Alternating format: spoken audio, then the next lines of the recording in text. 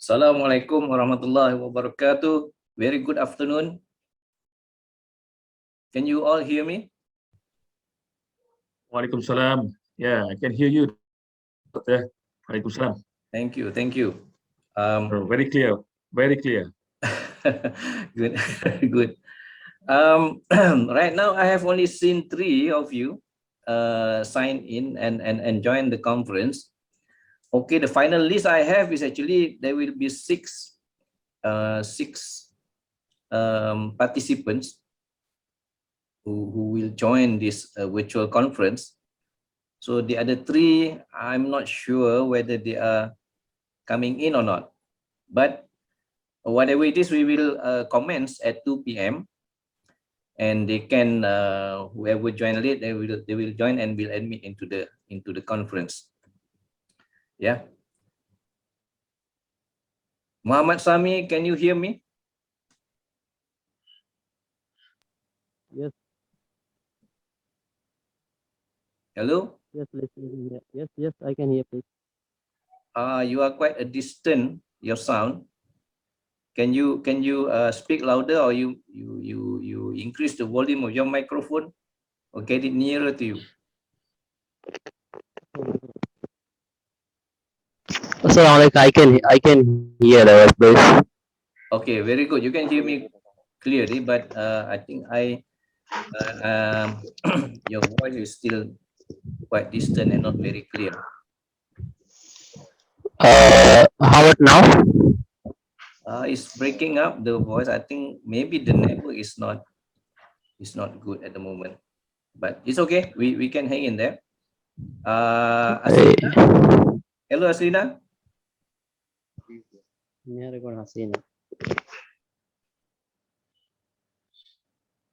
Are you here? Hello, Doctor. Sorry. No problem. No problem. Thank you all. Thank you all for Can you joining. hear me clearly? Time is Yeah. almost 2 p.m. So I will. I think we can start while we are waiting for the rest to join. Okay. So you see the my presentation slide at the screen. You all see that? Third International Conference Yes. Yes. on Business. Yeah. Backdrop. Okay. yeah. So you see that? Fine. Thank you. Yeah. Okay. Yeah. Right.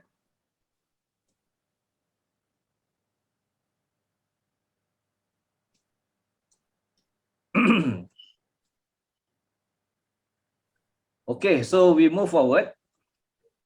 So I will, first of all, I would like to welcome you all into the third International Conference on Business, Economy, Education, Engineering, Economy, Social Science, Technology, and Tourism 2022. This conference, normally the physical conference, if we were to have, normally we will have it at the Tamu Hotel in Kuala Lumpur, near the Kampung Baru area. Yeah. But unfortunately, also we did not receive sufficient number of face-to-face participants, so we have to withdraw that face-to-face conference, and we advise those who have already registered face-to-face to either join in this virtual conference or submit the pre-recorded video presentation. Okay, so for today's agenda, we will start our conference at 2 p.m. today. Now, I will open a little bit about, I will have a short discussion with you all about the rundown of this conference, and then what is expected after the virtual conference, and then we will have the presentation session. We're going to have 4 presenters and 2 listeners actually. Okay. And then at the end, we will have probably short questions and answers if you guys have any questions and answers. All right.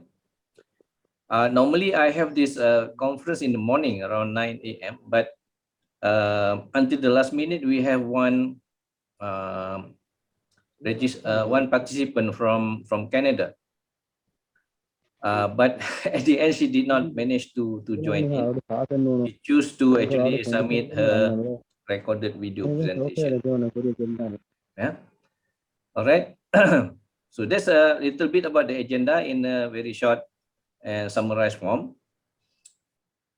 So the next one is the list of the presenters that I've already provided you yesterday when I emailed you, probably in the afternoon yesterday. So the updated list that I have right now is the one that is highlighted yellow. Okay.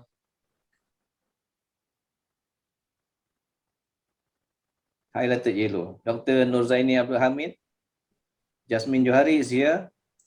Ida Farida from Indonesia, not yet joining.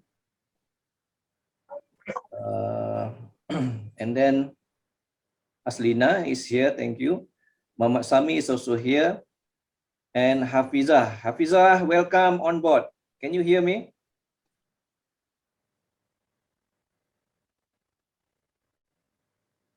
Hello?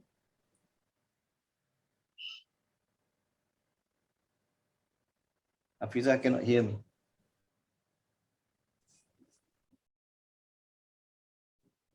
Oh, he signed up. Okay, never mind. So these are the updated list that I have. So now we have 5.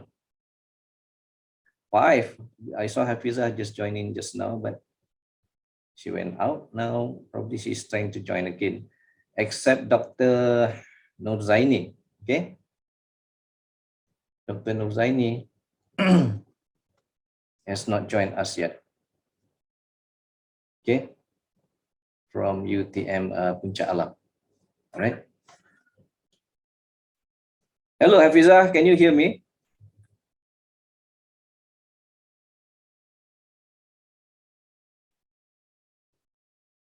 No?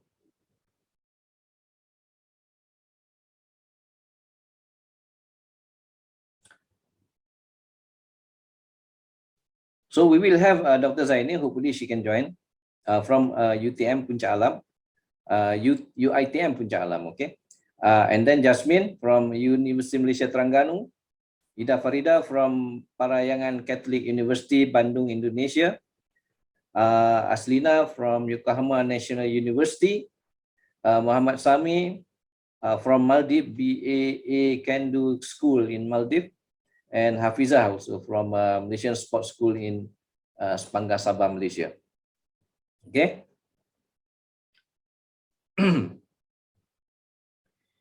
So the next question is, what next after this virtual conference? So in summary, what next is that we will be discussing about conference certificates, and then video publication in YouTube for those who actually choose to submit their presentation video, pre-recorded presentation video. Then the publication in YouTube will commence after this conference, and then proceeding publication and also journal publication. So all your full paper will be published in our proceeding and also journal. Yeah. And then the certificate, we are talking about the certificate. The certificate will look like this. Yeah, the certificate will look like this. You have your name and then the title of the conference and then the location of the conference, the stamp of the company, and so on. Okay, so you have your name here. If you are the presenter, so probably convert as presenter. There's a word as presenter here. In this case, this lady is actually just a listener, so just a participant of this conference. And then if you have the video publication, and the video will be published in YouTube, and it's going to be looking something like this. Yeah.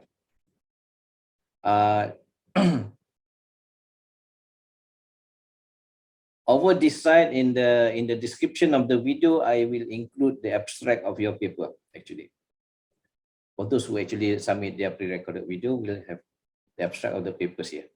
Yeah. So the name of the presenter, and then also the title of the research or the presentation. So the title here actually is maximum 100 characters. So for those of you who have very long title of your paper, maybe the title will get truncated. Okay, so it does not show the whole of your title because of the limitation by YouTube, 100 characters for the title. All right, and then moving forward, next we're going to discuss about publication. So publication in referee journal, publication in proceeding, publication in referee journal, and also publication in high index journal. In this case, Hqis, that we have currently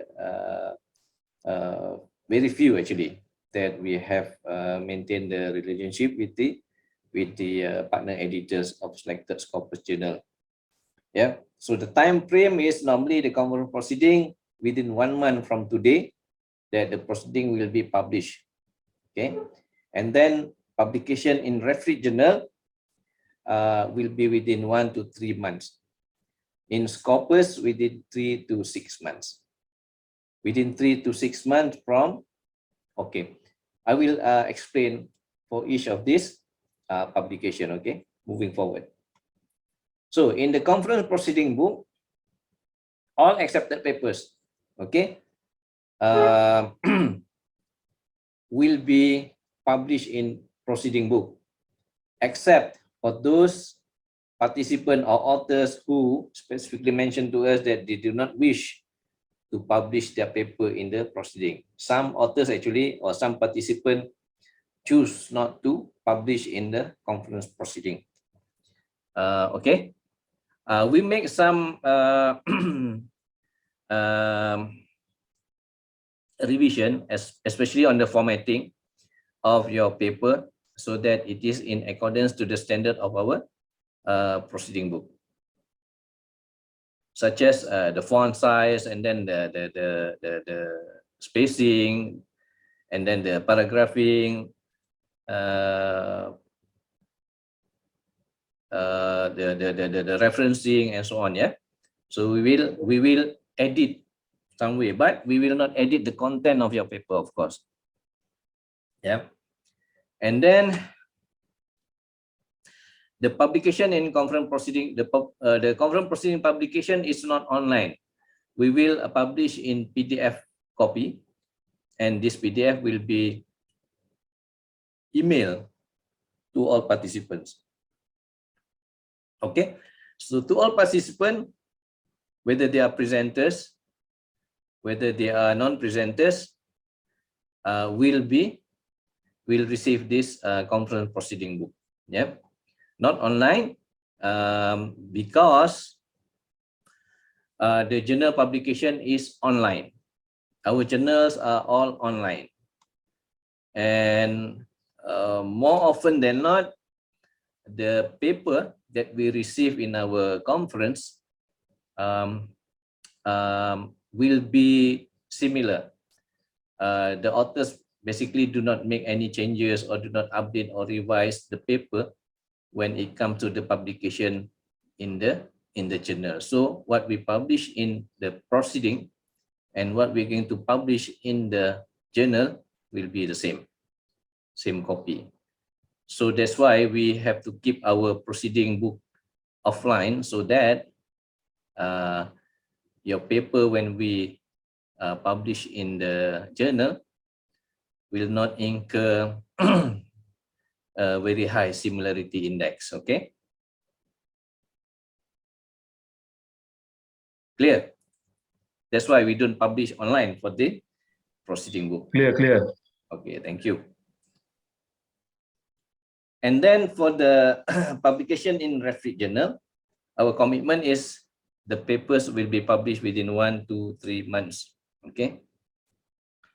And journals are indexed by Malaysian Citation Center, Pusat Citasi Malaysia, with whether it is EISSN or ISSN number.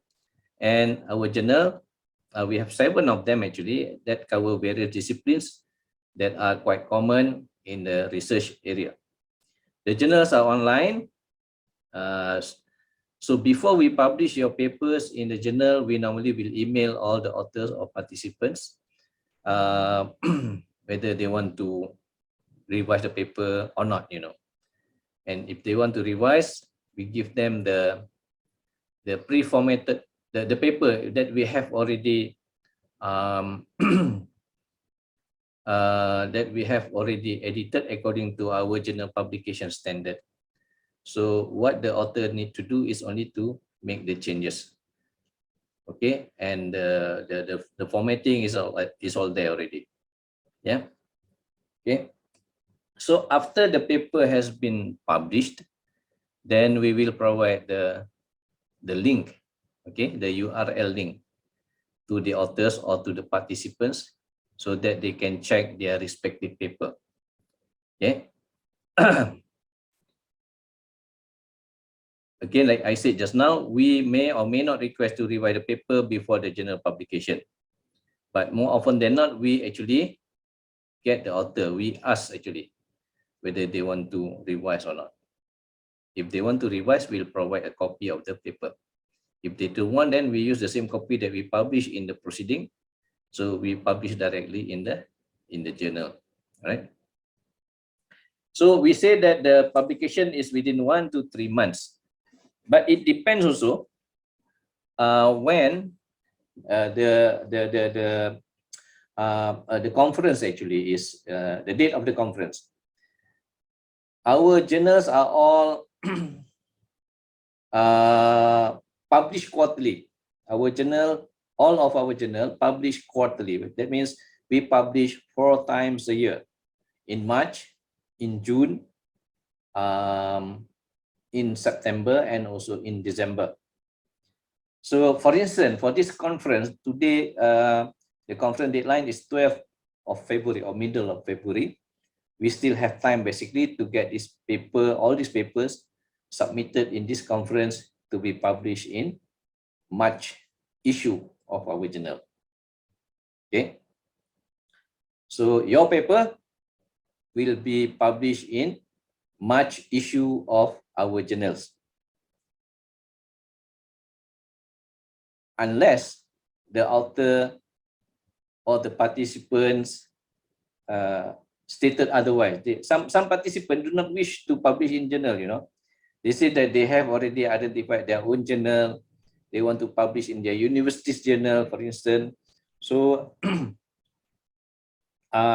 we give that choice to the participant whether they want to proceed with us or they want to publish with the journal of their own choice. Okay. So if you submit your paper today to us, so basically you will get your paper published in our journal by probably the first week of March or latest by the second week of March. Okay. So basically it's what about 1 month from today. I give you another example. If the conference is at the end of this month, we have another conference that we are organizing on the 26th of February at the end of this month.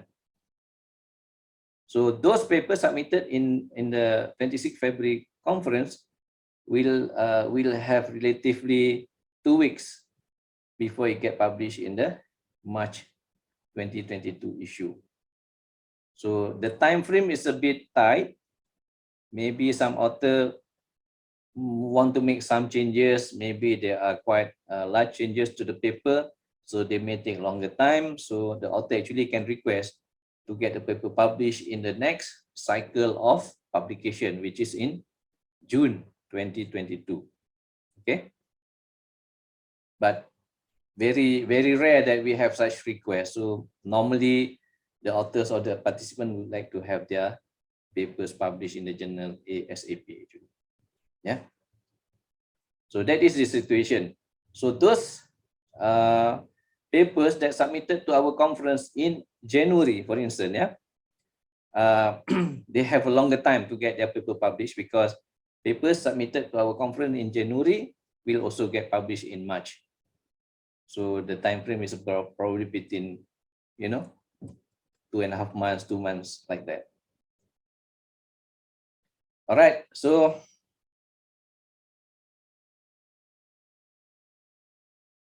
this is the list of the journal that we have in our disposal. These are all refereed journal indexed by MCC in my journal. It covers almost all areas of research, such as education and pedagogy, business, economy, accounting and finance, social science, IT and management information, and then engineering also. Okay. So if you have paper in the area of health, for instance, or legal for that matter, we will publish that in our social science journal.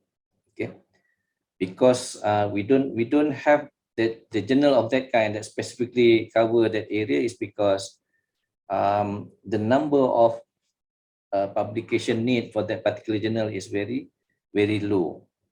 Okay, so we will actually have journal for that kind of research area, for instance, like religion or health or supply chain for that matter, if we see the trend of the publication is on the high side.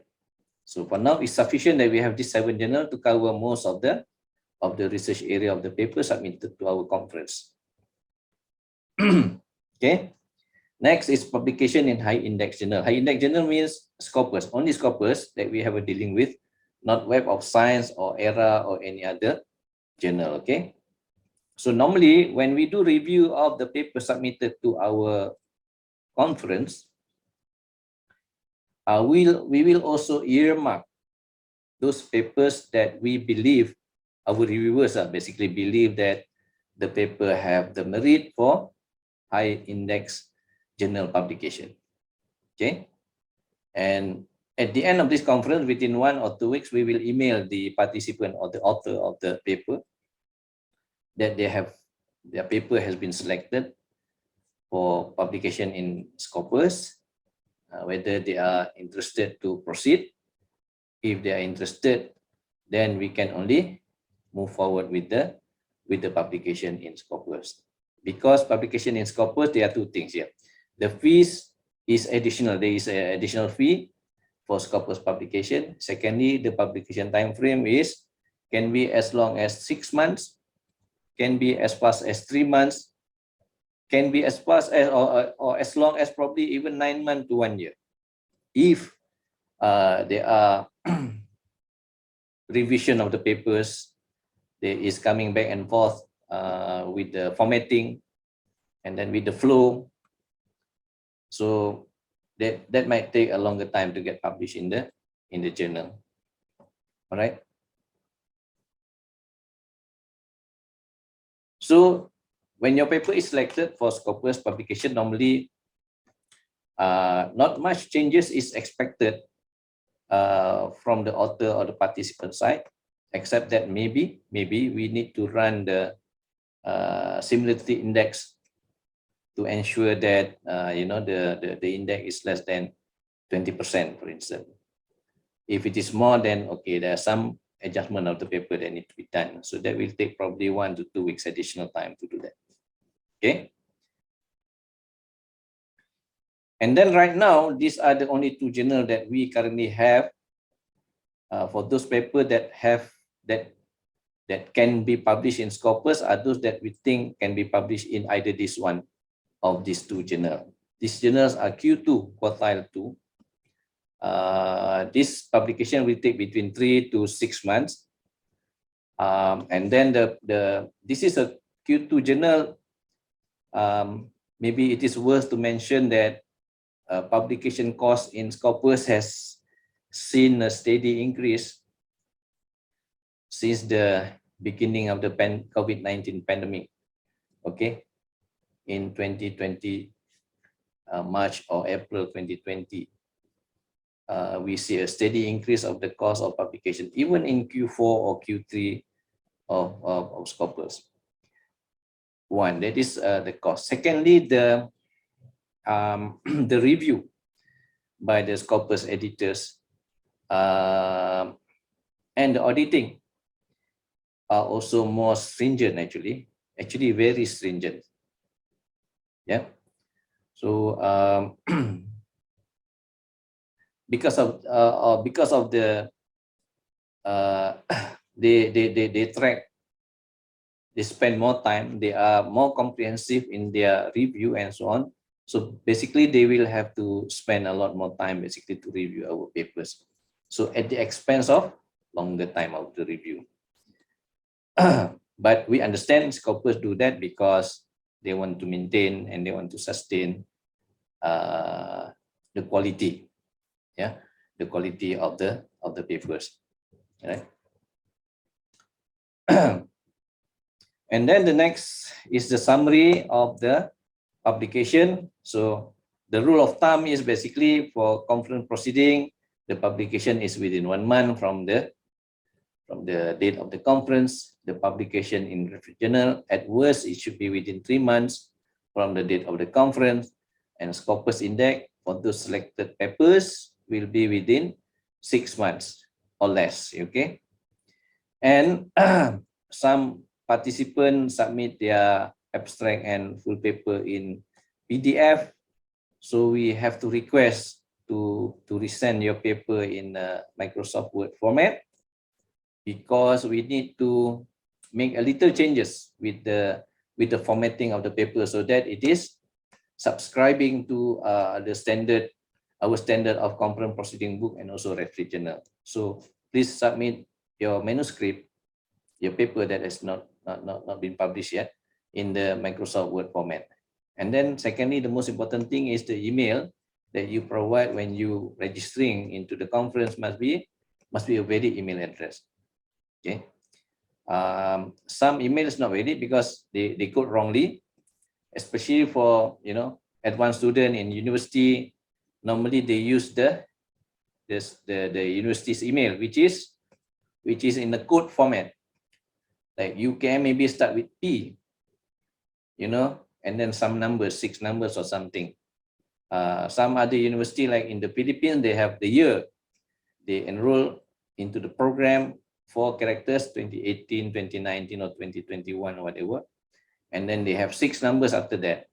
So that also contribute potentially to the mistake. They coded the email address wrongly. Okay.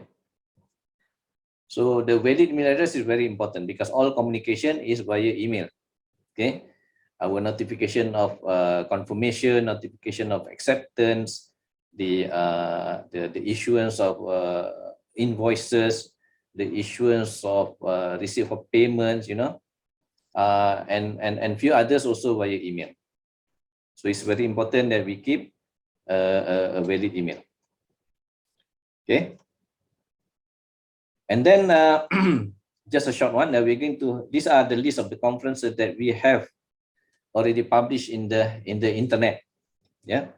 So BEST2022 is the current one that we have right now. And at the end of this month, we're going to have one conference called ASET 2022. We are supposed to have it in Penang, but again, I keep my finger crossed because the COVID-19 situation is or does not look good now in Malaysia. Yesterday we have what 20,000 cases.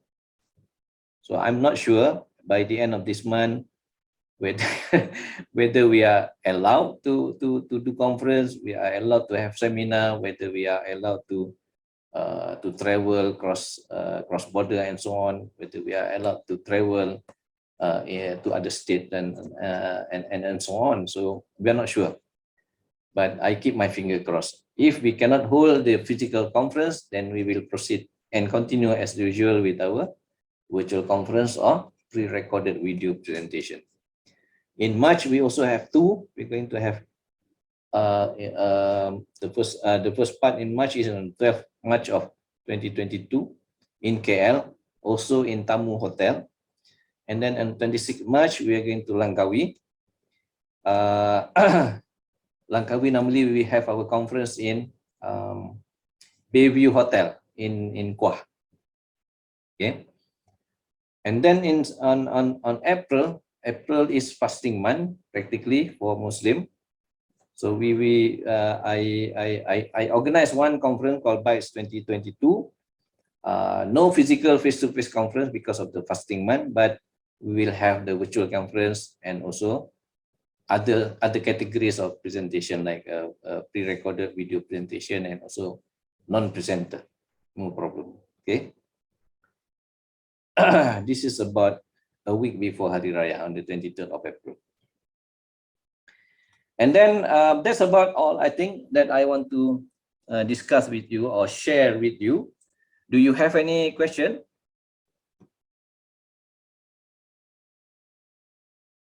Any question? So far, no, Doctor. Okay.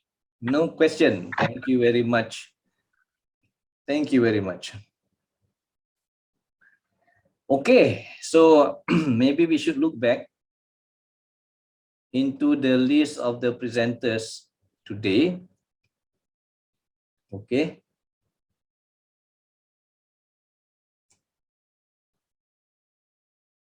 Dr. Nurzaini has not signed in yet. So she didn't tell me exactly why.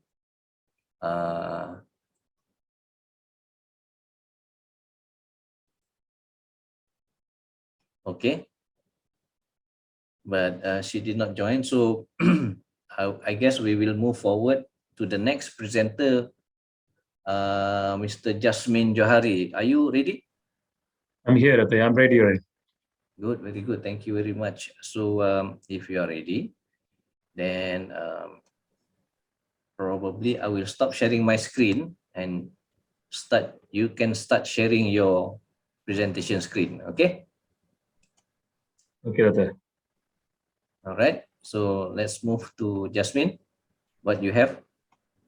So Jasmine will discuss about thank you, Doctor. cycling activities as a new attraction, destination image, and response behavior for sports tourism. Interesting.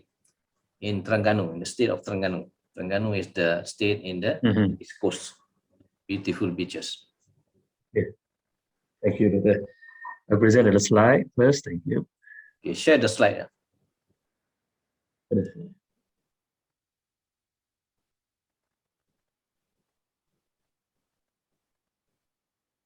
Cannot share the slide where? Post disable participant screen sharing. Yeah, let me see. I may have to change. Can you do that now? Right. Okay, now I can, sir. Wait, Okay. I'm sharing the file.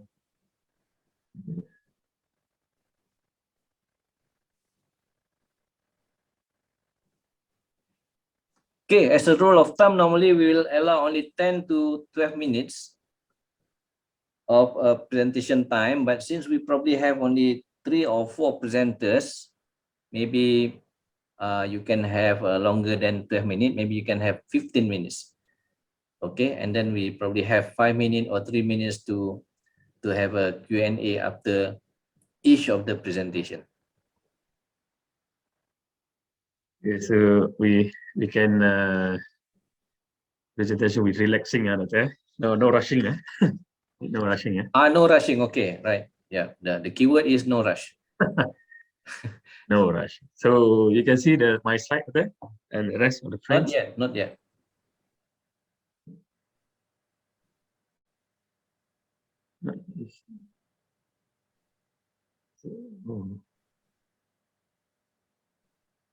I see only your your page actually. Now I can see that. But you can see the slide. Yeah. Okay. Thank you very much. So I will start. Thank you very much, Doctor. Assalamualaikum warahmatullahi wabarakatuh. And very good evening to Dr. Sabi and to all the participants. Firstly, I want to introduce myself. My name Jasmine Johari. I'm from Faculty of Business, Economy and Social Development, University Malaysia Terengganu. So today I would like to present about the most trend activities now, not only in Malaysia, not only in Terengganu, I think it's around of the world, which is cycling activities, the new attraction, destination image, and response behavior for sports tourism in Terengganu.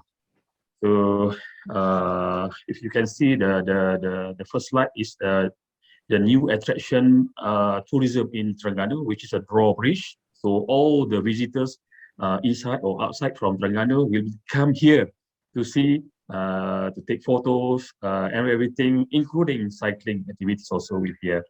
So I'm going to the second slide. Okay. For the introduction is, cycling is a form of exercise and sports that is gaining ground in our country. So this sports is open to all ages, whether children or adults. Healthy lifestyles practices are now and trend in most communities to balance a busy schedule with daily activities based on Aroho Vela, Hqis Brea, and the Aroho 2020. So if you can see, that's the road, the path of activity cycling from Seberang Takir, Kampung village, into the drawbridge. So the cycling activities also need to be the suitability of the place and the type of bike, such as bike ride, mountain bike, touring bike. Those who are new in sport cycling are advised to choose the right bike. Okay. For the next is this, we look at the benefit actually. So despite the benefit, there are definitely other factors that encourage the involvement of Malaysians in this activity, as well as a trend and often mentioned social media, okay, based on Saleh, Malik Othman, and Tani 2019. Okay. The next is we look at the focus area and these cycling activities actually. So in Terengganu, the use of bicycle for daily activities and for exercise is becoming increasing very, very popular actually. So the state government and local authority also play a role in encouraging the use of bicycle in line with the Clean City recommendation by the Kuala Terengganu City. So in 2015, actually, Tourism Malaysia have launched and introduced the cycling tourism guidebook for tourists to experience a unique experience of exploring Malaysian nature based on the information contained in the book Discover Malaysia by Bicycle Guidebook. So the focus area is a drawbridge. Why drawbridge actually? So drawbridge, if you can see, as I mentioned before, the drawbridge is the benchmark or landmark for the new attraction tourism in Terengganu. So we look at the drawbridge historical actually. So drawbridge is a new landmark in the capital of Kuala Terengganu, and the first of its kind in Southeast Asia actually. So open exclusively to the public in August 2019, 638-meter long bridge spanning the mouth of the Kuala Terengganu River connects Kuala Terengganu City and Seberang Takir. Okay, the Seberang Takir is the fish village in the Kuala Terengganu. So now Seberang Takir is most famous kampung in Kuala Terengganu actually, because connecting between Kuala Terengganu City and Seberang Takir with the drawbridge actually. So in 15 years ago, the Seberang Takir, nobody knows about Seberang Takir. So until now, the new era, the new generation know what is Seberang Takir actually. So the drawbridge route is a popular location for cyclist enthusiasts because it provides a good route as well as an interesting panorama around the Kuala Terengganu and Seberang Takir areas. This, sorry, I interrupt. This drawbridge, yeah, Doctor. It can actually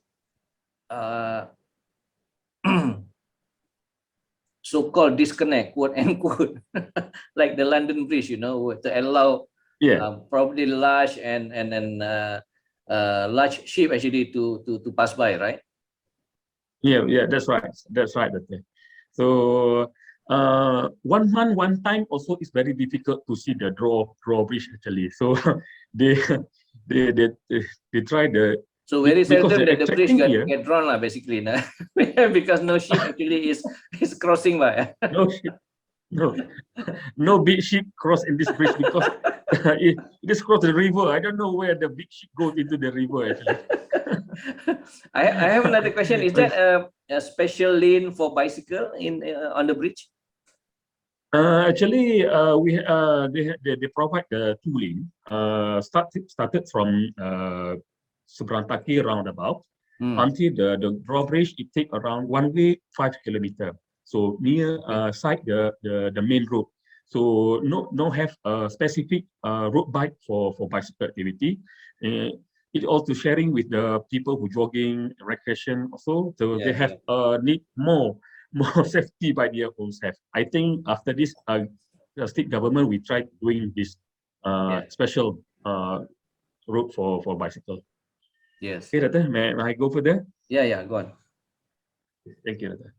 Okay, for the literature review, if you can see, the stated that cycling tourism activities until now have not received serious attention from researchers to conduct in-depth analysis. So cycling as a journey that involves nature-related activities performed by a person to deal with unusual places and some people with the aim of traveling, exploring, recreation, sport, sightseeing, communicating, trade, and study. So among the main factors contributing to this situation is the ambiguity of definition and concept between cycling activities tourism, ecotourism, outdoor recreation, and nature tourism. So for the destination is that influence a person's decision to choose it as their destination of choice. So based on Hqis, Zizinski, and Falk 2010 showed that there is a pattern of increasing high interest in the global market for tourism activities based on cycling activities. Okay, the study of a group of cycling enthusiasts in a recreational tourism program has found various factors that influence the involvement of tourists in the activity. So positive of enjoyable aspects of past experience in relation to recreational sports activities influence a person to continue to share experience that may be higher or more challenging in the future. Okay. So we go to the methodology of this research. We are using a qualitative method to describe the understanding of cycling activities of riders and response behavior using the main road of the tourist attraction destination to Terengganu, especially drawbridge area. So this semi-structured interview was guided by a set of course questions that took an approach to cycling activities and the main routes that are the focus of cycling riders. So the total of 4 people was interviewed for this study, and all of them were cyclists, and data were collected in January 2022. So question has been designed for cyclists question have been designed for cyclists regarding cycling can be a source of tourist attraction, behavioral response to cycling activities, and social impact of the activities focus area. Before we go to the question consists, for our information, on average, the interview lasted roughly around 40 minutes actually. So interviews were audio recorded and completely transcribed to guarantee that the data was correct and accountable. Real name were removed from the data and replaced with a pseudonym to make it anonymous. Okay, for this research. So the question consists of, I come up with 5 questions for the respondent. Okay, so number 1 is how do we want to encourage cycling activities in the community actually? So what is the packages are provided in cycling activities as a tourist destination? And number 3, do you feel this kind of activity should be disseminated to the public? Number 4, why is drawbridge road one of the main choices for cyclists? Number 5, the last one is, Do you feel informed? This is we look at the response behavior, word of mouth actually. Do you will inform to the public about the importance of cycling activities to increasing sports tourism sector? So after that, after obtaining data, inductive thematic analysis using the Brown and Clark approach was used before writing the findings based on Brown and Clark 2006. Okay. We look at the finding, result, and the discussion. Okay. For the finding is for the question number 1. How do we want to encourage cycling activities in the community actually? So we have different answers, different opinion, different decision actually. So we look at the rider number 1. So we call it the rider because we secret the name actually. So we put the name is rider number 1. Okay, so how do we want to encourage cycling activities in the community? So they try to introduce road design, they promote safety and a perfect environment for cycling. They should include traffic calming measure to reduce car speeds. The government can also play a role in increasing this activity, is build a place to hold recreational activities and further encourage the community involved for the rider number 1.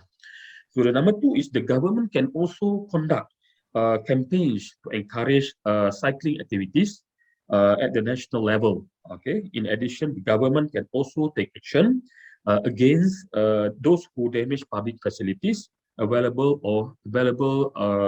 at the location of activities in order to ensure the comfort of people who want to cycle with their family. So the rider number 3 with the opinion and the answer is to make cycling as a tourism product that can bring foreign and domestic tourists closer to the beauty of nature and the villages around the Kuala Terengganu. This cycling activity is not only good for health, but also for the care of the environment. If you look at the trend of cycling tourism is now growing rapidly around the world. So the rider number 4, based on the question number 1, authorities need to focus on making cycling a major recreational activity and making it a major transportation option. So the community should be encouraged to use environmentally friendly vehicles and exercise more. So cycling is definitely one of the most ideal ways. For the question number 2, what packages are provided by in cycling activities as a tourist destination? So for the rider number 1, normally they try to introduce a public bicycle sharing program by building self-service bicycle parking in urban areas for the convenience of tourists and locals to move around the city faster. The bike sharing program has been running well in Europe actually. So that Europe and the United States, and most recently in Hangzhou in China. So for the second rider, normally package is help such as a fun ride, and purpose of this program is to give exposure to the community, to be active in sports program in the form of health and leisure, and at the same time strengthen the relationship between the community. This activity is carried out to give the experience of long distance cycling through the village and road against the backdrop of the beach and the beauty of nature. Rider number 3, most interesting and very impressive when this cycling sports is a field to find and dig out new talent in cycling events in Terengganu. Those who have talent in the sports of cycling, as this is the best opportunity to join the national and state squad, are fed to be included in cycling tour packages. So now rider number 4, desired cycling pattern and activities, whether leisurely cycling, jamboree, or racing, and each of these packages provide complete facilities to individuals or those who come in groups to visit interesting or historical location, get to know the local culture, or see the beauty of flora and fauna. So question number 3, do you feel this kind of activity should be disseminated to the public? How we can encourage the community or public to join this activity actually? So by their opinion, by their answer, by their suggestion and more, of course, yes. Okay, for the rider number 1, totally agree. that this activity should be disseminated to the public. One of the social activities, the advantages of group cycling can contribute ideas, experience, travels, and challenges, as well as exchange view. For those who are actively in writing, it is a bonus to be able to channel sharing on a blog or website. So, for the rider number 2, it is very, which is score it positively agree by the rider number 2. So cycling activities that can benefit the elderly between the ages of 60 and above, such as improving strength, balance, and body coordination. This exercise, which is categorized as non-weight bearing, is able to put a little pressure on the joints, especially in the legs, but it's not like other exercises such as running and exercising. So rider number 3, agree. Of course, agree. This activity can result in extraordinary attitude changes, such as gaining self-confidence, balancing stress, as well as enjoying a more prosperous life. Disorders such as difficulty sleeping, fatigue, and medication intake are also less common in daily life. And then for the rider number 4, based on question number 3, agree, gain new friends, meet the new friends through cycling groups and clubs, participating in charity program in order to benefit others. In addition to yourself, will remain fit and active while participating in the program. Question number 4, okay, why? Okay, so we look at the path, the road. Actually, why is the drawbridge route one of the main choice for cyclists? Okay, why? So we look at the answers or what is mentioned by the rider number 1 about the drawbridge. Why the drawbridge actually? So the drawbridge road is the focus, and it is located near Kuala Terengganu city actually. It is one of the most famous recreational park in Terengganu. In addition to exercise activities and a children playground, there are extensive cycling paths provided by the management for the public. Cycling activities while enjoying the beauty of the environment are well managed by the management. For your information, Doctor, the rider number 1, I give you one secret. This is government staff actually. So that's why he looked at the management answer actually, not including what the past. So I think he is agree what is management Terengganu in state Terengganu doing for the people in Terengganu actually. Yeah. So the number 2, rider number 2, the relaxed atmosphere of Merantaki Beach with breathtaking views attract the public cycling along the village area while enjoying the village atmosphere and culture of the Terengganu community. Will give you a new experience not found elsewhere. Okay, of course, not found in other state in Malaysia, only in Terengganu. Okay. For the number 3, rider number 3, about why the drawbridge is, cyclists who pass through the drawbridge can take beautiful panoramic pictures. Of course, various facilities, they make it a recreational area suitable for the whole family to visit and relax while breathing the afternoon air in a comfortable atmosphere in addition to cycling and activities. So rider number 4 said drawbridge, something that does not exist in other states. So indirectly, the longest lived bridge in the world is changing Terengganu sport tourism landscape, which is well known for coastal and island tourism as well as cycling activities. Okay, if you can see this, the second pictures, the solo man, okay, right, the path going into the drawbridge. You can see the ropes going into the. This is old picture already. So if you come here now, Doctor, you cannot see this situation already because in the sand side of the beach, they put a lot of stones. Rock. The stones. Because the last 2 years, in monsoon, the beach hit this sand side. Until now, this is second wave. For your information also, this road will be closed 3 days to all the users because we have a sand slide here until 3 days. The state government's closed to repairing. So I think the the bicycle lovers will be disappointed about this. Okay. Okay. Okay, so we go to the last question for the respondents is question number 5. This is more to the response behavior actually. So do you will inform the public about the importance of cycling activities to increasing sport tourism? So for the rider number 1, of course, absolutely yes. Through cycling activities, we can strengthen relationship and add contact. We can get acquainted with anyone, regardless of age, race, or religion. Usually, when we cycling in a focal location, we will greet individuals in the area. This will strengthen the relationship and unity between the races can be fostered. So for the rider number 2, of course, will be informed to the public. Through activities like this, hopefully we'll be able to benefit and establish cooperation which is closer between the community and other parties in shaping a harmonious and safe environment to live in. So for the rider number 3, every members of society should tame themselves with the sports of cycling that pursue their respective interests, abilities, and capabilities. In this regard, effort to increase public awareness to be involved in this activity should be implemented from time to time.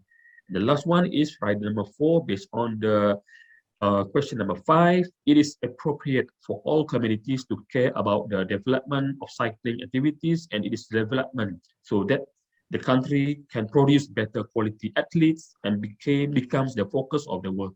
Therefore, respond to the challenges and calls of the government to succeed and improve the standard of sports in country to most optimal level. So for the conclusion is, according to Nusae 2020, most worries affected to the autonomy and perspective available when riding a bike.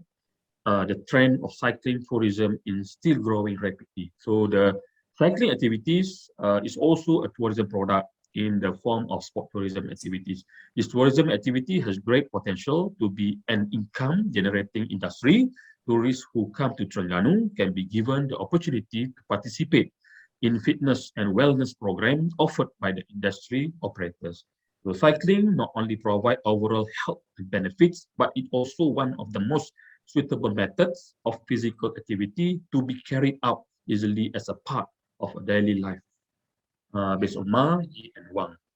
So this is a references for my research, and that's all for me. Thank you very much. I hope everybody enjoy my presentation. Thank you very much, Doctor. Any question? Thank you. Now I open up to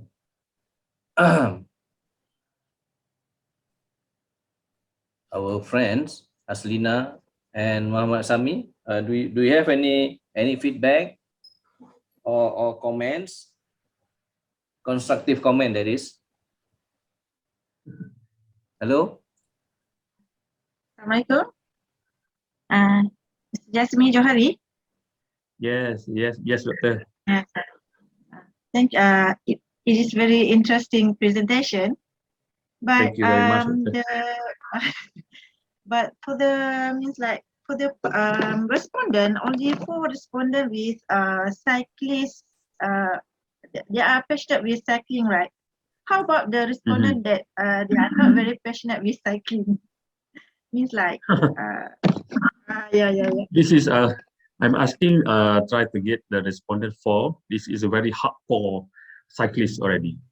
So every day, every time I see them on the road from the started Svantaki until the drawbridge. Every day until weekend also the same face. So I don't know who are they actually. So very hardcore. So I tried to approach them. So I stopped them into the road. I asked him, sir, can I asking you something for my research? Okay, why not? Can. So this hardcore for the newness in cyclists, I don't ask them because they got on off. So this is a very hardcore. That's why I choose four person for the first time. After this, maybe I can make a bigger for the community, big for the fund right actually. So fun ride also we have very difficult to choose the hardcore cyclists actually. So after that, I try to make research with cyclists who are not hardcore in this passion. Yeah. That's right. Because we want to attract others, right? Instead of the Mm. person that passionate with cycling, maybe we Yeah. can take a view from the Agree. different point of view. That means like fun ride. So. I think I is not sure. as Rina is also correct as part of her feedback that the respondent actually this is opening up an opportunity for you to have another paper probably where you will have more comprehensive respondent from a different background. Maybe it's a lady cyclist, children cycling, family cycling, and then enthusiasts like you spoke to these four. These are the enthusiasts.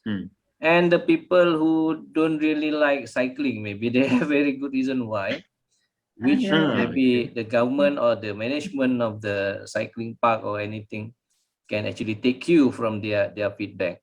So this is another opportunity for you, Jasmine, basically, if you have the time to get Thank you. access to this file. Thank you. Because in your research, you must mention why you choose this for. Okay. There must be as a standard research. Actually, you must support your argument why actually you select this for actually, and how do you select this for. That will make your selection of the respondent more complete. Okay, since you are doing like qualitative, so maybe for, I don't know, because it's really open, but it is nicer to have a bigger number of respondents actually. Yeah, from different background, different gender, different age group, and so on. Nice idea, Doctor. Yeah, so that is one. And then I'm not sure whether your research is supported or whether you are basing your research based on a certain theory or benchmark, whether you have like is there a theory that you want to base your research to, why people are cycling, and the reason why people are cycling, why people cycle on the drawbridge instead of cycling along normal road. Maybe you can also think about this potential another paper that you can think about, some theory that you can use to back up the research actually and the finding as well. I think this title we can separate more and more, because this is specific on the road from Subantaki to Drawbridge. So based on Dr. Aslina and also Dr. Safi'i, I think after this maybe we can come up with another paper, the biggest group, and normal road, and maybe the cycling is only not one side. We can see one side. We can see many sides. I think like that. Yeah. Okay. Any more feedbacks? Interesting. So if I were to try cycling on the bridge, I will have to probably drive there or by air to Kuala Terengganu, and then I rent the bike. Come to see me, sir. Come to see me. and then I give you a question and you asking. I become a respondent. One of respondent, yes. Okay, almost welcome, Dr. Aslina, also Dr. Safi'i. Okay, just prepare the bicycle. No, I don't have any bicycle. I don't have any bicycle. Okay. But I try to come up with the. I try to come up the paper which is very trending now. Bicycle in Terengganu, very trending, very trending now. People in Terengganu crazy by cycling now. I don't know because the cycling is very good actually, for help. Yeah. Okay, All right. Dr. Syafie, Dr. Asina, thank you very much for the feedback, for the response. Thank you. Thank you, Jasmine, for very Thank you, Dr. very Thank you. interesting Thank you. title actually. Yeah, for the interesting you. subject that your research is based on. So thank you very much. Now I Okay. would like to I stopped proceed sharing. to the I next. stopped sharing. Yeah, you stop sharing, and then I want to call upon the next one is actually Ida Farida, but Ida Farida also not coming in. I don't know why. She didn't tell me. I sent the email, I sent the link and everything, but she did not respond. I don't know why. We communicated earlier about her paper and so on, but then subsequent to that, she made the payment and everything, and then she was quiet. Maybe later he will call me or let me know that I want to submit my pre-recorded video presentation, which some authors, some participants actually do that. Okay, they didn't join the virtual, but they submit the video as a substitute. But that is okay also, no problem. Okay, so the next one will be the last speaker, the last presenter. Will be me. Yeah, Aslina, you are from Yokohama National University. That's good to hear. Yes. We are going to talk about quality initiative implementation in Malaysia. Yeah. Yes, Japan is always associated with quality. That's Quality. why the manufacturing and operational efficiency side, always Japanese are always the reference point. Okay. Yeah. So maybe you can add more this information related to quality initiative. So please, Aslina, you take the floor. Thank you very much. Okay. All right. Thank you very much, Dr. Syafie.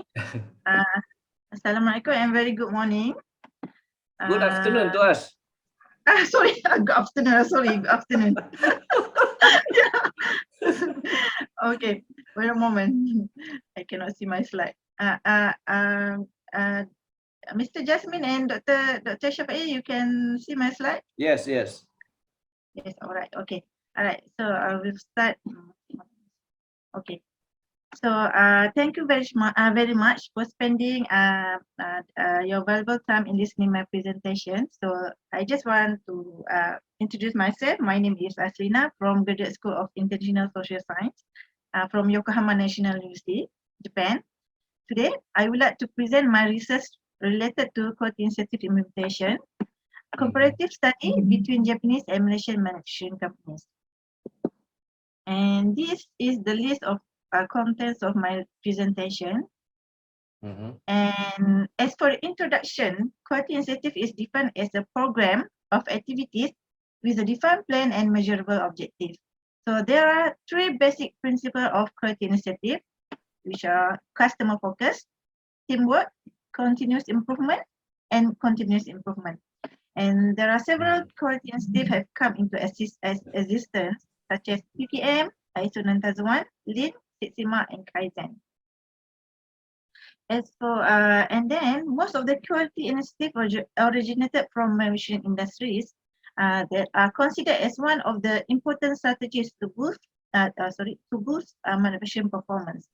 And in terms of organizational dynamics, quality achievement tends to regress over time. So continuous improvement helps to ensure that the performance of the company is at least maintained and not slipping backwards. And for the Hqis and quality initiative comprised of incremental improvement and also revolutionary breakthroughs. So most of the Western organizations believe in revolutionary changes, such as re-engineering and technology breakthrough. And some of organizations, maybe I think Asian, such as Japan, are more cautious and go for incremental changes, which require low cost and simple implementation. Yeah. As for the literature review, Garvin mentions that there are 4 stages of quality errors, which is inspection, statistical quality control, quality assurance, and strategic quality management. Kaizen was introduced around 1950s, and as for 2PM, it was originally called Hqis. So actually, this one originated from America around 1957, and then Japanese company improvised the concept and it became company-wide quality control. And then once popularized, it traveled back to America and Western, and the terms changed to TPM. Besides TPM, there are also other quality initiatives such as PCC, Lean, Six Sigma, and ISO, and so on. And then this is the summary of the key features of each QIs. So the QIs practices may overlapping with each other. However, each QI does emphasize certain areas to differentiate itself. For example, Lean emphasizes on waste reduction and just in time, while Six Sigma emphasizes on reduction of variability and belt training regime. As for the research motivation, first is in terms of critical success factors. Despite this, the various efforts spent in quality initiative implementation, so many organizations continued to experience quality problems and fail in meeting its desired benefits. And several authors highlighted that the factors contributed to the success of quality initiative implementation were not only due to technical but also symbolic aspects.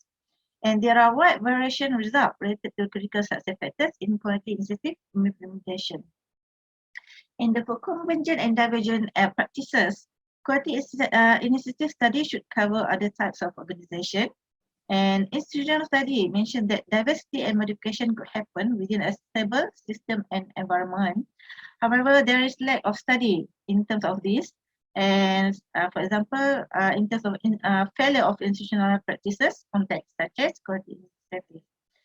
Beckett highlighted that under certain mechanism, the institutional practices might lean towards convergent or divergent. So there is an opportunity for further enhancement of this area because these conditions are still independent. So, and last, Hasbard and Kalnickos highlighted that some questions cannot be answered, such as how some ideas achieve a remarkable visibility while others fail, and some diffuse relatively unchanged while others reinterpreted to a degree that hardly recognizable.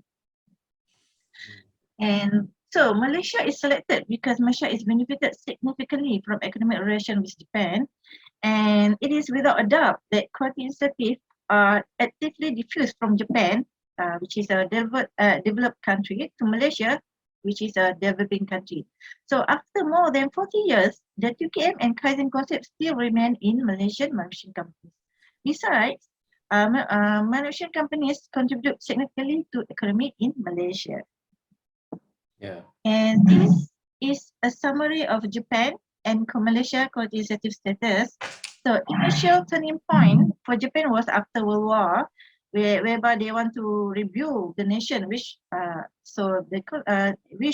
wreaking havoc on Western competition. And as for Malaysia, the turning point was sparked by Dr. Mahathir, Malaysia's Prime Minister, with the Hqis policy. And around in 1990s, it was observed that there was intensification of interest in quality management. And for the research objective, there are two research objectives identified. First, to identify the critical success factors related to quality initiative implementation. And second, to explore the convergent and divergent practices between Japanese and Malaysian manufacturing companies.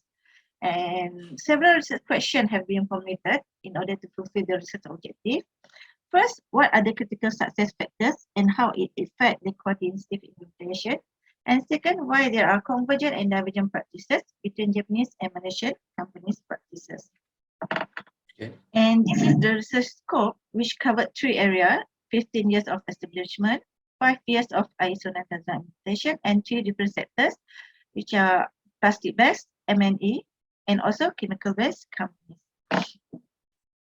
Okay, based on Yin, since the research question consists of how and why, and which require no control and focus on current events, so case study is the best method to be applied. So means like qualitative study. Similar like Dr. Jasmine. And then, besides, it was found that there is lack of quality study conducted based on case study research in Malaysia. So there are only 3 case studies were conducted in manufacturing company and 2 case studies in non-manufacturing company. And since my research is utilized case study strategy, I applied Eisenhower research methodology, which consists of 8 steps. And this is the research methodology. And then from the literature review, it was found that 10 of quality and step elements, which is based on TQM elements, were identified. These 10 elements were included in the semi-structured interview questions. And initially, 120 manufacturing companies were contacted via telecommunication from Japan, and then but only 67 companies verbally agreed to receive the seeking permission cover letter. And then, however, after follow-up, only 14 Malaysian companies, which consisted of 6 Japanese companies and 8 Malaysian companies, agreed to participate in this study. So the 14 Malaysian companies is considered very high participation and acceptable, because Lin and Yang mentioned that it is acceptable if the numbers of case study companies for one particular case study is between 4 and 10 companies. And here is the demographic information. This table displays the size of the companies and the region and 3 different sectors, which is plastic, M&E, and chemical. So 14 Malaysian companies were selected to ensure cross-case analysis can be conducted between Japanese and Malaysian companies. So, both have Malaysian and Japanese. And then these are the list of the respondents and their designation for the case study companies, government agencies, and education entities. And for the Hqis implementation, in average, companies established, Japanese companies established more than 3 years longer than Malaysian companies, means they are older. And then for the ISO 9001 implementation, it is clear that Japanese companies have the upper hand, whereby they certified with ISO 9001 in average 7 years longer than Malaysian companies. Malaysian companies. And besides, it was found that Malaysian companies ready to implement ISO 9001 more than 3 years compared to the Japanese companies. I think for Malaysian companies, these companies ML1 and ML3 and ML6 contribute to the bigger area of lagging. And then I'll move to data analysis and discussion covering these 3 areas. First is in terms of history and process of Hqis implementation. Each of the company's history is summarized on the history diagram. Okay, this is the diagram. And Hqis implementation level is based on radar chart, which consists of 11 elements. Actually, it's 10, but 2 elements I spread it into 2. So this one example of JL1. So JL1 is a Japanese large size company that producing plastic-based product. This company is currently implementing ISO 9001, Kaizen, and also Lean. So JL1 are having high implementation level for most of the elements except for KPI, employees' attitude, and employees' involvement. For example, the reason why the employees' attitude score is quite low was because some of the employees feel reluctant and think that ISO 9001 present inflexibility. And this table summarizes an overview of Hqis implementation. Kaizen is 100% implemented at management level. So actually Kaizen we can divide into management, group, and individual level. And however, out of the 14 companies, only 50% implement the Kaizen group activity. Okay, and then Japanese companies implemented the Kaizen improvement more aggressively at group, whereby 5 out of 6 companies implemented the small group activities. So since all of the companies implemented Kaizen at management level, the companies may feel unnecessary to adopt Lean or Six Sigma. So means that just a few companies that implement Lean and Six Sigma. And then in terms of critical success factors, from the interview opinion regarding the critical success factors, the factors are summarized into these 7 categories. And besides critical success factors, there are 4 disruptive factors identified, which is lack of top management commitment, persons in charge resign, no formal structure, and employees are quite busy and have tight schedule. And then this one, practice in terms of implementation level assessment. Okay, this is example of the assessment. So based on the 11 elements, this is for the Japanese companies, and this is for Malaysian companies. So and then, okay, in terms of within case and cross case analysis, in overall, Japanese companies have superior implementation level compared to Malaysian companies. However, Malaysian companies are quite in par with the Japanese companies for these three elements, which is education training, design quality management, and employees attitude. So for education and training, the companies are able to leverage with each other because there is human resource development fund, HRDF, which encourage companies to conduct training. As for the design quality management, the practices are various depending on the products and customers that the companies supply. For example, additive tape manufacturing companies have full control in product design measurement, while injection molding manufacturing companies are depending on customer drawing and specification. As for employees' attitude, companies do have foreigners and high turnover problems that damper the efforts in building positive employees' attitude. So due to the foreigners and high turnover. And this is an example of within sector analysis for plastic sector. JL1 are having the highest implementation level, while ML1 is the lowest level. Among the factors that contribute for JL1 high level are due to top management commitment and proper system. And we separate organization committee to monitor the implementation status, so they have dedicated committees. And as for MN1, 95% of the product that they are supplying are for retail sectors, so which concern more on speed rather than quality. Therefore, their quality measurement control is not stringent compared to the L1 who is supplying their product to various sectors such as electronics and construction. As for M&E sector, we can observe mixed result of quality industrial installation level. So, for example, GM1 is from big multinational company, so receive guideline and support from HQ, and GM2 focus on supply management since they are producing precision part, which the material quality is substantially on supply product quality. And then MM3 show loose control on design quality management because the products much are not complex and is located at the upstream or the supply chain. So in overall, Japanese companies demonstrate superior implementation. However, Malaysian companies are having a higher level for education and training due to managers have diversified experience and commitment from management. And for the chemical, there are only 2 case studies involved. In overall, Japanese company is having a higher level of implementation. However, MS2 demonstrate higher superior implementation level for resource management and customer focus. So MS2 utilize various database and uses software and have system to capture customer requests. And for based on the QI practice discussed, 12 convergent practices were identified. So these are the convergent practices. For example, like employees from different departments were less motivated to cooperate with the management to follow the ISO 9001 requirements. And then empowerment report cannot be executed due to foreign workers, high turnover rate, communication problem, and intellectual capacity of below the average. And then for the external consultant were appointed to educate management companies in understanding the ISO 9001 requirements, both Japanese and Malaysian management companies, and HRDF act as mediator to catalyze the development of competence companies in Malaysia.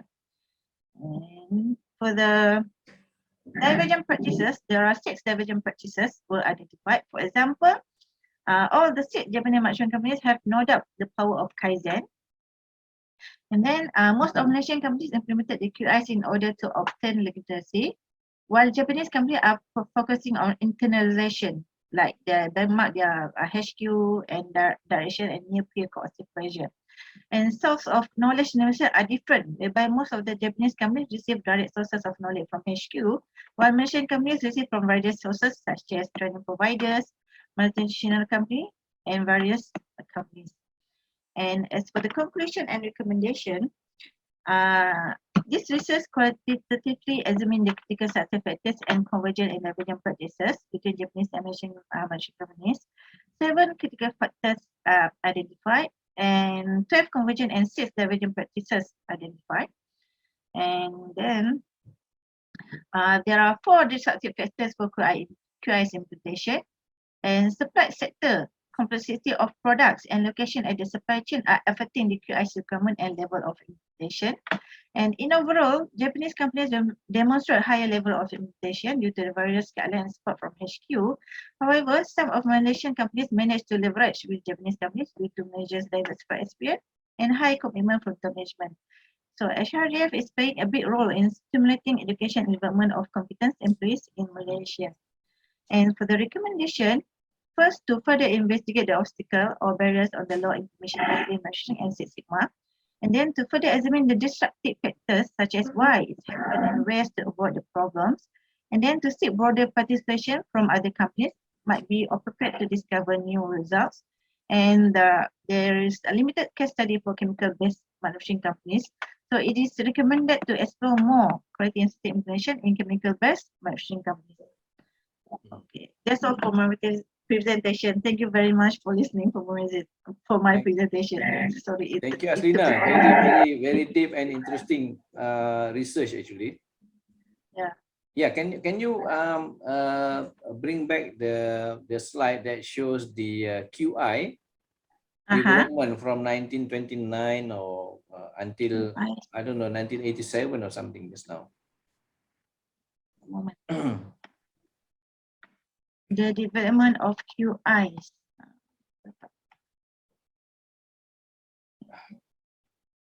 Is it this one? Just now the green one. Yeah. Yes. Yeah, this is the one. So So from the like, literature, you are saying that there are several QI initiatives like Kaizen, QCC, TQM, Six Sigma, and so on. Yeah, and ISO 9001. So literally, basically from 1987 or 1986 onward until today, there are no new QI being developed from anyone around the world. Actually, maybe there is something like because actually they, for example, they combine Lean and Six Sigma, and then there's a new one, but I'm not it's not very popular, so I didn't include inside here. I forgot the name. Hqis or something.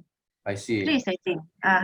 But basically they combine mix the initiative actually. Okay. Even in the company also they mix, means like that. Maybe previously they just focus on one, but now they mix. Anything that can help them to improve the performance, they will implement. I see. Okay.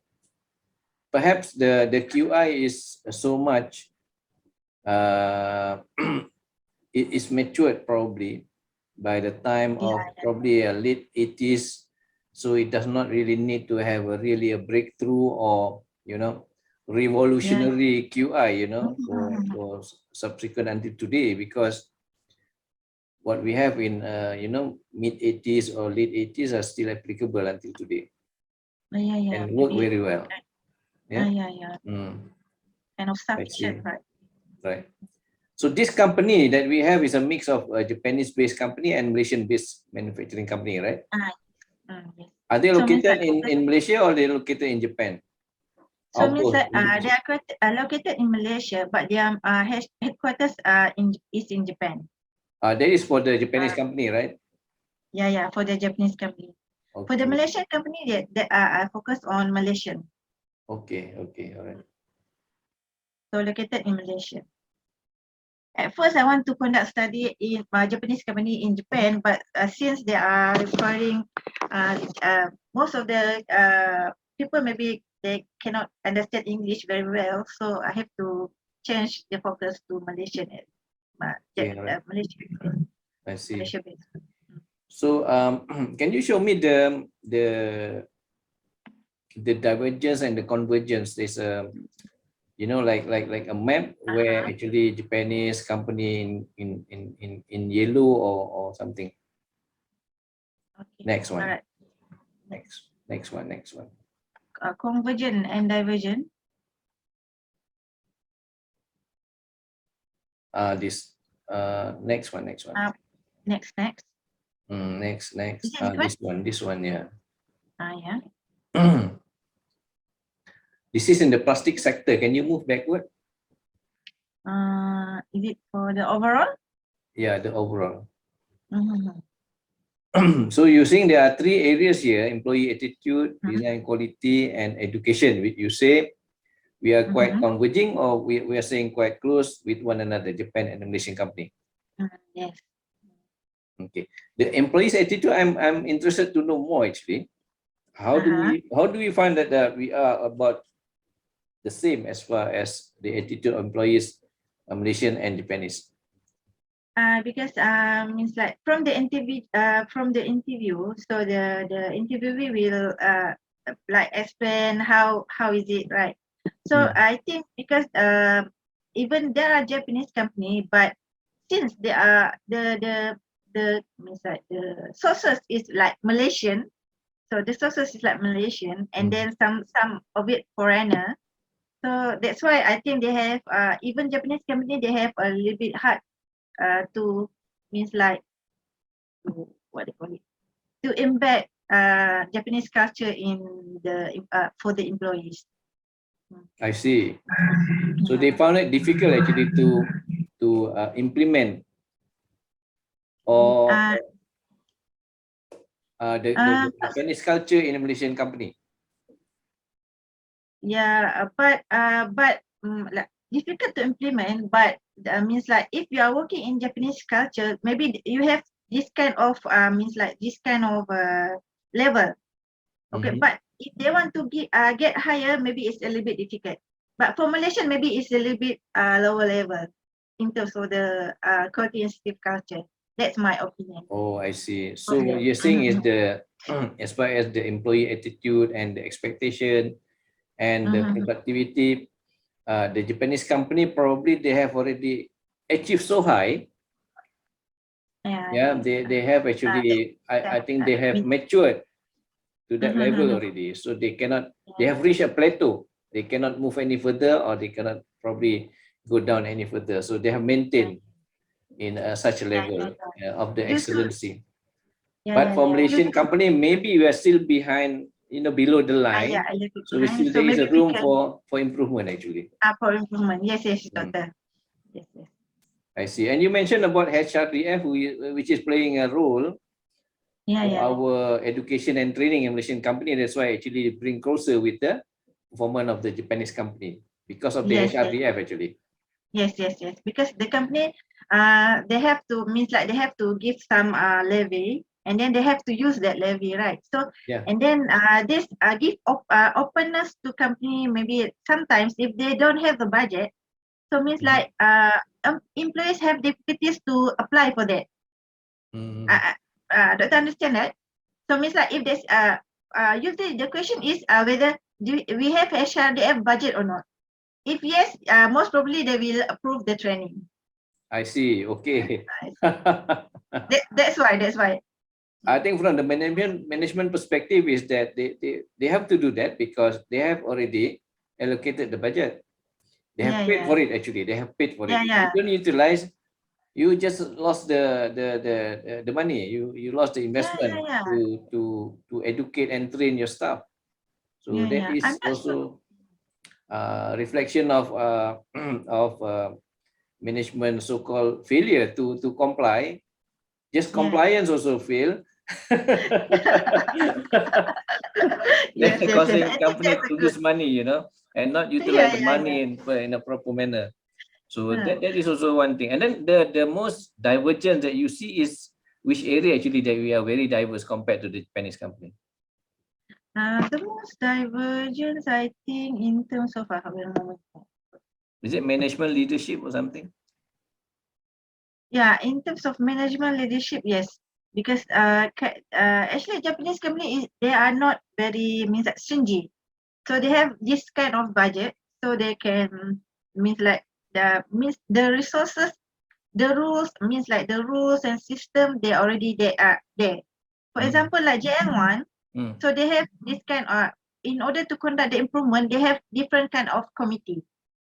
So the committee is they themselves move. So no need for management to push or something.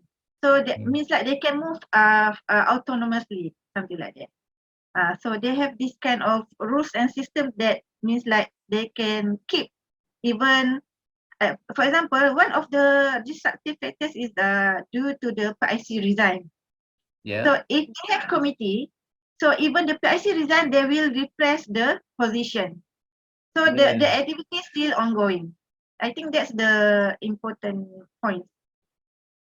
I think most of Malaysian companies, we don't have the committee, dedicated committees. Okay, you talk about autonomy just now. That in Japanese companies normally they allow a certain degree of autonomy. Yes. Or the power to decide, the power to spend the budget, you know, to make decision by themselves, by certain group, but maybe by the unit or by department or by division, you know. So they have that kind of culture. While the Malaysian company may not have that culture so obvious, yeah. So everything is centralized at the top management. That makes the, you know, commitment and leadership and managing the situation more difficult. And I think it is more obvious when the key person resigned or left the company and so on. You know? So to find the replacement, and sometimes it's not easy to find a replacement. One, secondly, after you get the replacement, maybe after some months or some some weeks, by then you have already lost some, you know, operational loss in the real sense. Maybe people don't realize so much. And the new person also need time to get accustomed to the new process and operational aspect and so on. So that is different from Japan, where they have actually a committee or a task force for that matter, you know, where when the person left, the task force or the committee still move without having much problem actually. I think that this can be promoted actually to Malaysian, basically the Malaysian-based company, to adopt and make it like a culture, encultured or embedded in the business operational excellence. Yes. I think that's a good idea. And then which are the other areas like the KPI? KPI.